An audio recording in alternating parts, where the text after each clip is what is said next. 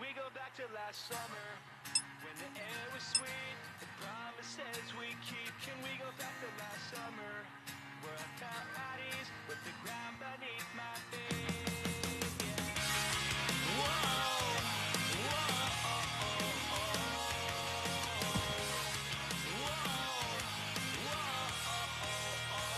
when I was a young boy, I listened to the beat of my own heart underneath the sunset, like a magnet, collecting fragments, pull me back together. This whole place takes my breath away somehow.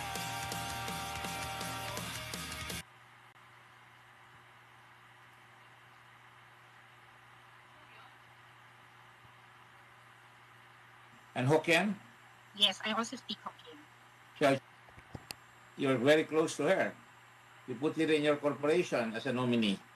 And you're always associated with her when witness said that you were visiting as she was also inspecting the warehouse. Mr. Bergani? Mohit? Mr. Bergani? Hello. Hello, Mr. Chairman. Yes, I'm here. I don't know of Ms. Grizel's whereabouts. I'm sorry about that. When was the last time you spoke to Miss Mago? The last time I spoke to her was Saturday morning. Friday morning.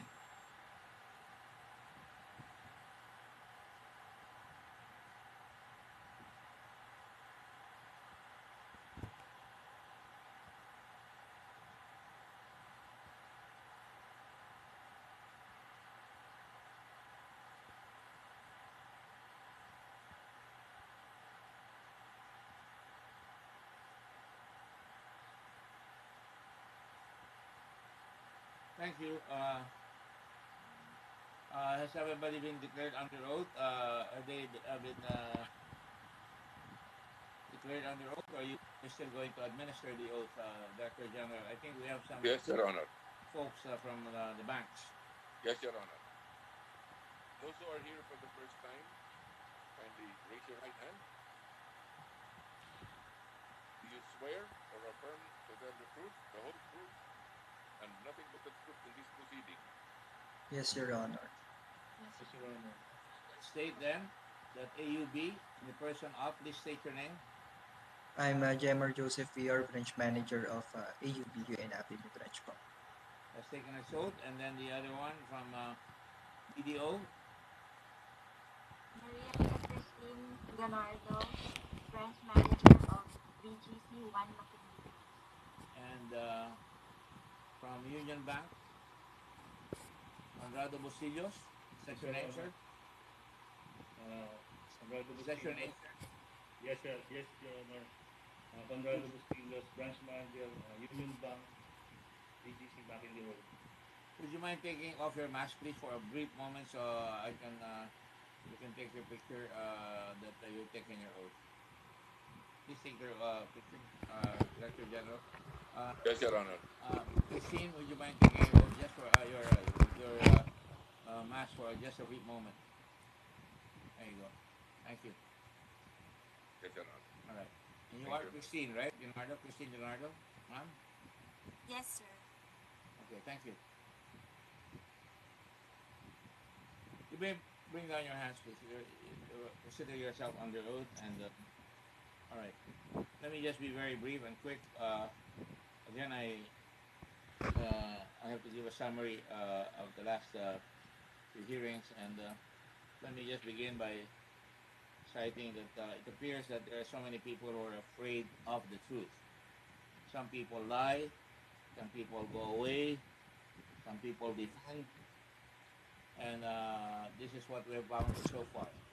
Some people equivocate, some people try to skirt the questions that are being asked, and rather haltingly or hide behind the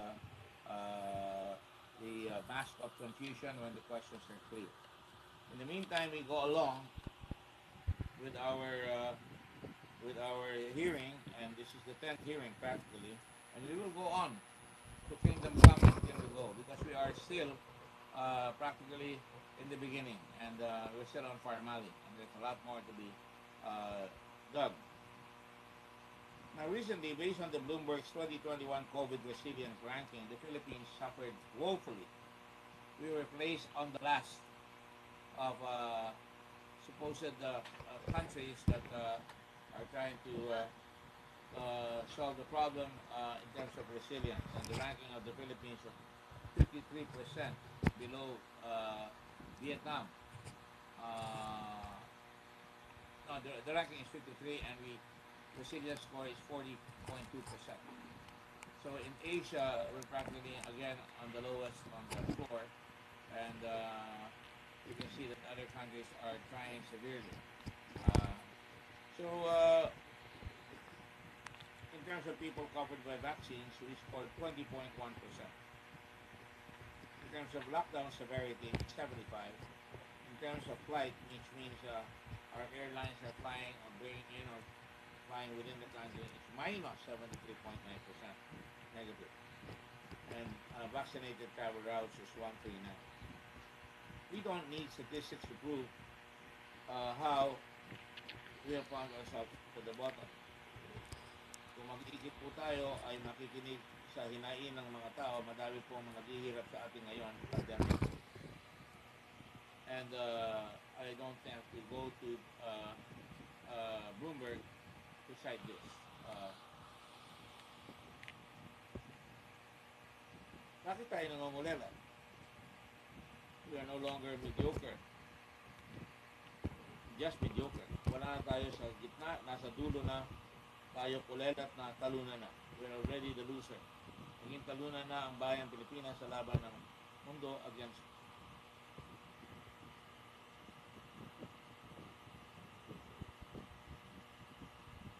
that is just in government debt. Ang utang natin rose to 11.6 trillion in August, up to trillion pesos, or 21% from 9.6 trillion in the same month last year.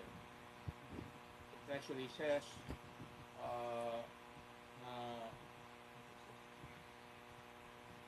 unemployment ay tumaas sa 8.1%,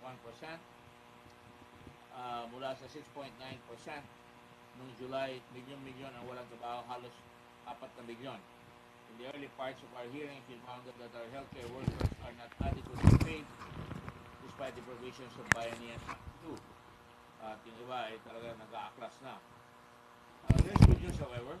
Yesterday, the countrymen, your Senate, and yours truly sponsored a bill together with Senator Angara that appropriates to share our bill for the benefits of public and private healthcare workers to be sure that we can get them paid. And already approved in the Senate. Don't know what the status is in the local House of Representatives. And this will grant COVID-19 benefits and allowances to public and private health workers during the state of public health emergency, providing funds therefore and for other purposes. Ibig sabihin nito, hindi na tayo nag-aalangan na bigyan ng tulong kapag pag nasa hospital o nasa clinic o nasa mga delikadong lugar ang ating mga healthcare workers, sila ay makaka-receive ng SRA. At dahil sa napakadelikado nitong variant na nasa himpapawid at kahit na wala ka doon sa COVID ward, ay tatamaan ka. At nangangulugan may nangyayari sa mga investigasyon ng Blue Ribbon. That was in aid of legislation. Yung batas na yan. Natatandaan nyo, yan ang unang tinalakay ng inyong abang lingkod. Hindi kaagad yung COA. Ngunit inuna natin yung talagang dapat unahin na dapat mabigyan ng katarungan at tulong yung ating mga healthcare workers. At yan, nagampanan na namin, hinihintay na namin matapos yan. Pero, in fairness to Secretary Duque also promised, and I believe that he has put together some funds. Would that be correct, Secretary Duque? I think you're on mute, sir. Now can you hear me, Mr. Chairman? Can you hear me, Mr. Chairman? Yes. Okay. Yeah, that is correct, Mr. Chairman. We've been granted additional funds for our healthcare workers and in particular the SRA. So tuloy po ang pag-approve ng ating pong hinihinging pondo para po sa ating mga healthcare workers. Ayan po ay hearing din sa Blue Ribbon hearings, hindi ako nagsa-self-congratulate. Pero may nangyayari naman po dito sa hearings namin. Kapagkat sa tulong rin ng COA, kay Chairman Ginaldo ay natulungan si Secretary Duque na she is way clear na pwedeng maghanap ng pondo na pwedeng ibigay doon sa mga na-expose sa ating mga healthcare workers na napakahalaga. Bawat hearing, marami tayong nadidiscover na hindi ka nais-nais. Papalit-palit na pa-iba-iba kasagutan at budget sa fraud. Nakaraang hearing September 24, 2021, ito ang nakita ng ating budget sa fraud. Nakita natin na may tampering ng mga certificates ng Parmali. At nakakalungkot yung sinasabi ng mababang kapulungan na sinasabi wala naman raw namatay. Hindi naman po dapat sabihin yun sapagkat unang-una meron tayong parliamentary courtesy at unang-una inamin naman ni Grace Mago na talagang nagagancho ang gobyerno. Tanungin natin siya, sinagot niya na talagang there was swindling going on and she said, I think so and I believe so. And sinabi niya rin sa katanungan ni Senator Pangilinan na ini-instruction na siya ng management palitan yung expiry date from 2020 to 2021. Ang sagot ni Ms. Mago, yes, Mr. Chairman, that is something that I cannot deny. At sinundan ko nga, so you were swindling the government, Ms. Mago. Ang sagot niya, I believe so, Mr. Chairman. Actually, yung you is refers to Parmali because inuutusan ka siya ng kanyang mga kasama doon. Kasama na si Mr. Mohit Dargani. I believe that is the case. Sinagdagan niya pa. Hindi lang isang beses, dalawang beses pa. Bukod dyan, nag-present si Senator Ontiveros ng isang video na natunayan na talagang pinapalitan yung mga masks, yung mga shield, face shield, I'm sorry, at yung dinideliver sa Parmali dinideliver ng Parmali were substandard. Bukod sa pinapalitan yung expiration date ng 2020 to 2021 at pati yung UP na yung face shield nililipak. Kay marumi, kaysa natutuluan ng tubig sa warehouse, iba naninilaw na yung foam at nangiitim na, pinapadeliver pa rin. At inadmit rin ni Grace Mago she gave the order upon instructions of Mr. Mohit Dargani. Sabi ko na yan. And that she is just an employee, and as an employee, which I respectfully dispute. She followed orders of his superiors, pero at the same time, makikita natin mamaya na bukod dyan, hindi lang yan ang ginagawa. Niloloko ang gobyerno at ang sambayanan, pinapalabas ng bago ang luma and character of the company of Parmali, let alone the character na pumapayag yung isang empleyad na palitan at subain at lokohin ang gobyerno. So medyo delikado yung mga lugar yan. Pangalawa, hinahanap natin si Tiger Fuel and other companies. Ang Tiger Fuel sales of in 2020 ay makikita natin may tax evasion. Refer na natin yan sa BIR. Sabi ng Tiger Fuel sales in 2020 was 21.5 million, but its audited financial statements only said that the sales for the year was only 3 million. Tiger Philippines said just last week they paid additional tax of 553,886 pesos in their amended return. Hindi ito nangyari kundi dahil sa investigasyon ng Blue Ribbon. Umabol na sila dahil nahuli na sila. However, once the returns are already audited, a taxpayer can no longer file their amended returns. Thus, Tiger Fuel is already open for BIR prosecution. Sa ating iniimbestigahan ay hindi nagbabayad ng tamang buwis para makatulong sa pagbayad ng utang o pambili ng bakuna o pambigay ng ayuda. Ang tunay na nahihirapan magbayad ay ang mga ordinary empleyado. Papayag pa kayo na mga naghahari-harian ay napakaliit ang buwis na binabayaran samantalang ang mga ordinaryong empleyado ay halos makalahati na ang sweldo makabayad lang ng tax. Ang ordinaryong empleyado kapag hindi makabayad ng tax ay hahabulin. Pero yung malalaki, samantala yung malalaki ay hindi halos naimbestigahan at ewan kung tama yan, pero yun ang perception na ubod ng yaman ay kakarampot ang tax na binabayaran. Napatunayan rin natin na talagang binabago yung mga reports. Tinanggal yung report sa amin sa Blue Ribbon at nung hanapin namin na wala.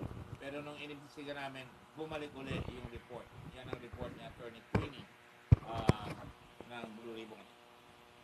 Queenie Evangelista. Napatunayan rin ang substandard delivery ng formally ng asterisk 42 testing kits to DOH bukod sa mas mahal, yun ay may shelf life lamang na 2 buwan. At napatunayan rin natin ang maraming mga sasakyan, katulad na rin kay Miss Rose Non-Olim. Pangamat maraming naglalabas ang malaki ditong mga nakaraang araw, we at the Blue Ribbon remain unfazed in asking important questions sa likod ng ating COVID-19 response.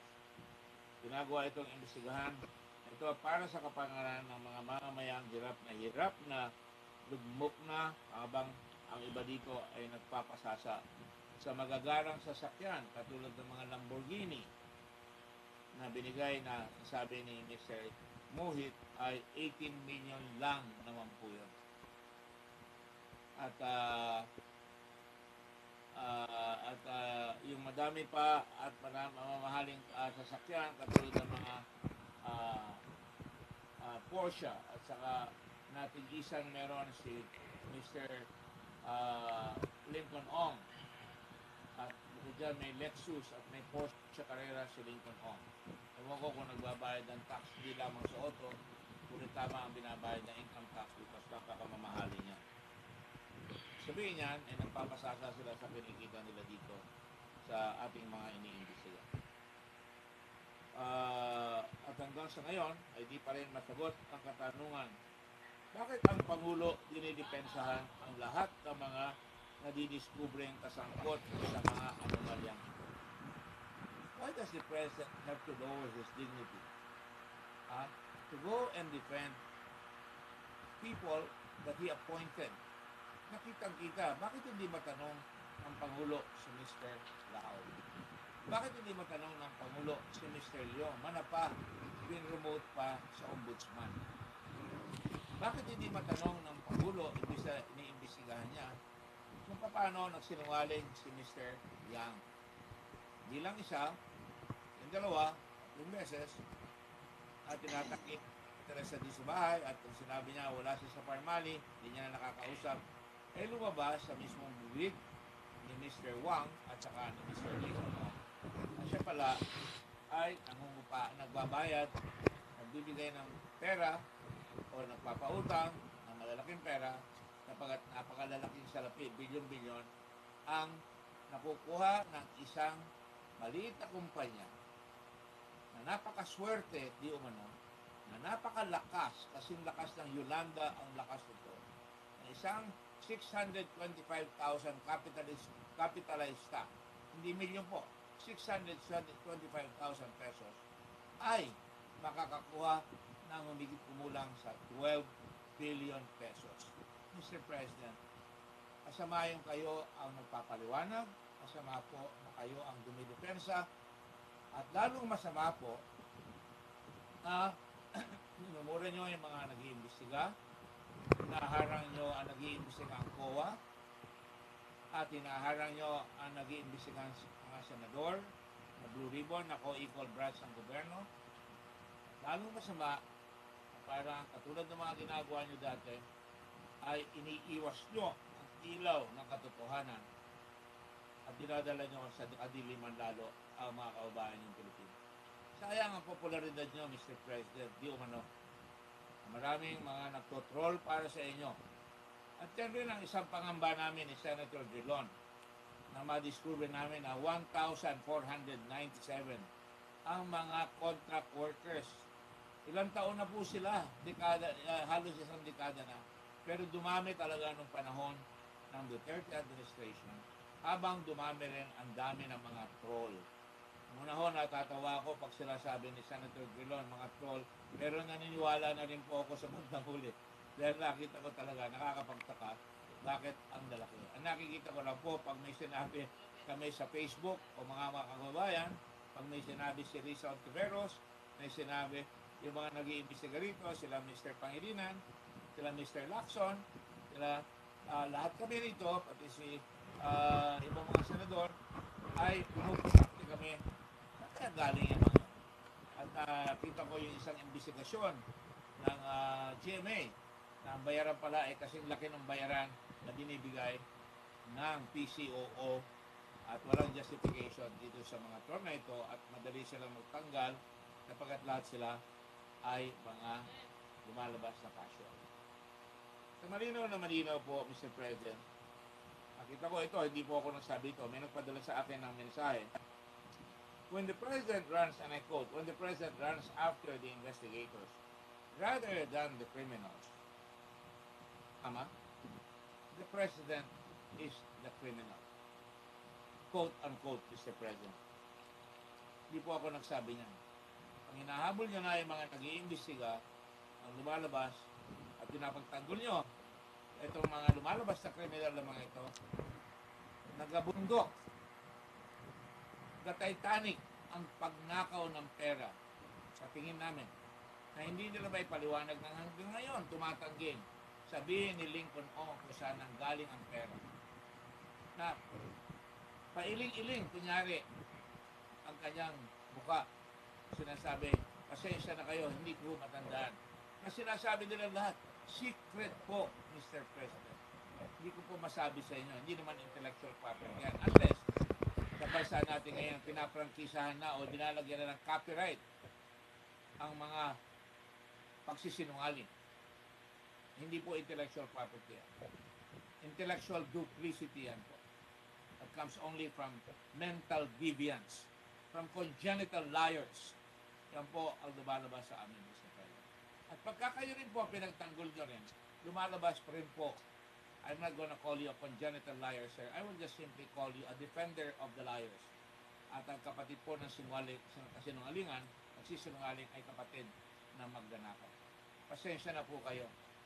Kasi pati ba naman, yung ibang mga tumutulong na nga sa inyo, sa administrasyon nyo na nagbabakuna, na tumutulong, nagte-text, pati yun, ay sisikaran nyo ng walang hanggan. Hindi po ako nag-iiganti sa inyo. Hindi po ako membro ng Lex Talionis. Ang ibig sabihin niyan sa Latin, sa Tagalog, yung fraternity niyo ay, ang tawag niyan ay law of retaliation. Law of retaliation ang ibig sabihin ng fraternity ng Lex Talionis. Mata sa mata, ngipin sa ngipin. Kaya lang kung lalabanan ko po lahat, yung mga mata sa mata ninyo, lahat tayo mabubulag. Pero kayo na lang ho ang bulag, huwag na kami. Kapag nakikita namin malinaw na malinaw ang nangyayari dito sa ating bansa. But my friends, I'm not feeling very well today, so kindly pick up the slack. Let me begin by Mr. Chairman. Senate President Soto is here. Senate President Soto immediately. Thank you. Mr. Chairman, let me just make a very short statement that will perhaps will be parallel to what you have been saying all along. Gusto nating makiusap sana nga to these people. Huwag niyong gamitin yung pandemya para mga tuwiran sa inyong mga pagkukulang. Our people are not shallow-minded. If you have nothing to hide, just show proof. Mr. Chairman, I am the longest serving senator in this Congress. I have attended many hearings of the Senate Blue Ribbon Committee. And in all these hearings, there is one common denominator. The accused always plays the victim. Thank you, Mr. Chairman. Thank you, Mr. Senate President. That was very, very precise and very, very to the point. By me. Because talagang lumalabas sa manuha talaga ang katotohanan. And I'll call former Senate President Quilon and now